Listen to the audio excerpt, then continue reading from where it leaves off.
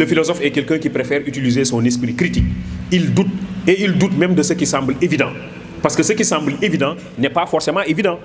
Il faut toujours se poser des questions, il faut toujours douter, il faut toujours soupçonner. C'est pourquoi on parle de la philosophie du soupçon. Il faut soupçonner, il faut se poser des questions. Un couple a vécu pendant longtemps sans avoir d'enfant. Et le couple avait fini par adopter un chien. Et le couple avait entouré le chien de tendresse, d'amour et d'affection comme si c'était son bébé. Le chien était bien traité, il était heureux. Malheureusement pour ce pauvre chien, quelques années plus tard, la femme est tombée enceinte et a mis au monde par la suite un joli bébé. Et à compter de la naissance du bébé, le couple a commencé à délaisser le chien, à marginaliser le chien et à ne focaliser désormais son attention et son affection que sur le bébé. Le chien s'est senti trahi.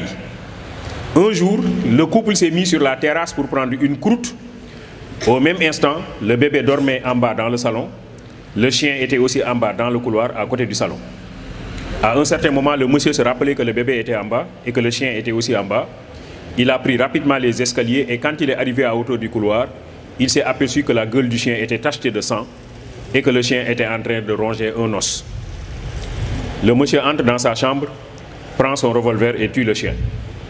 Après, il entre dans le salon et il s'aperçoit que le bébé était en train de dormir tranquillement. Ce qui s'est passé, c'est qu'il y a une bête qui est entrée dans la maison, qui a voulu mordre le bébé et le chien n'a fait rien d'autre que tuer cette bête-là. Descartes nous dit qu'il faut éviter soigneusement la précipitation et la prévention et n'accepter aucune chose pour vrai avant de la connaître évidemment comme telle. Un philosophe, c'est quelqu'un qui doute. Un philosophe, c'est quelqu'un qui doute. Il faut toujours douter. Ce monsieur-là n'est pas un philosophe. S'il était un philosophe, avant de tuer le chien, il serait d'abord entré dans le salon pour vérifier. C'est important, un philosophe est quelqu'un qui vérifie. C'est quelqu'un qui pose des questions, c'est quelqu'un qui cherche la vérité qui est cachée. Et donc, la vérité ne se donne pas toujours à donner de façon immédiate. Des fois, elle est cachée. Et si on ne déploie pas son esprit critique, on ne peut pas trouver cette vérité qui est cachée. Donc, il faut toujours douter. Un philosophe, c'est quelqu'un qui doute. Un philosophe, c'est quelqu'un qui déploie son esprit critique. Le déploiement de l'esprit critique, deuxième caractéristique. La première caractéristique de la philosophie, c'est quoi? C'est quoi? La première caractéristique? L'utilisation de la raison. Elle nous permet de nous distinguer du non-philosophe qui suit aveuglément la masse. Vous vous rappelez? Deuxième caractéristique, c'est le déploiement de l'esprit critique.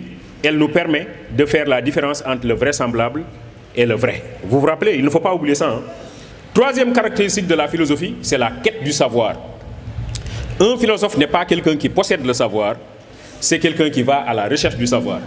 Tout ce que je sais, c'est que je ne sais rien. Mais puisque je ne sais rien, qu'est-ce que je dois faire? Mais je dois chercher le savoir. Le non-philosophe, par contre, est quelqu'un qui ne cherche pas le savoir parce qu'il pense qu'il détient le savoir. Donc le non-philosophe est plutôt un dogmatique. C'est quelqu'un qui croit qu'il connaît tout. Et puisqu'il connaît tout, il n'a pas besoin de chercher le savoir. Le non-philosophe ne sait pas, mais il ne sait pas qu'il ne sait pas. On se comprend?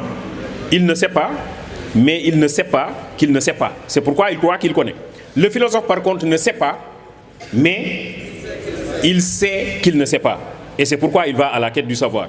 Philosopher, dit Karl Jaspers, c'est être en route. Les questions sont plus essentielles que les réponses en philosophie et chaque réponse devient une nouvelle question. La philosophie se trahit elle-même lorsqu'elle dégénère en dogmatisme, c'est-à-dire en savoir mis en formule définitif et complet. Donc le philosophe n'est pas quelqu'un qui possède le savoir définitif, le savoir complet, il va à la quête du savoir.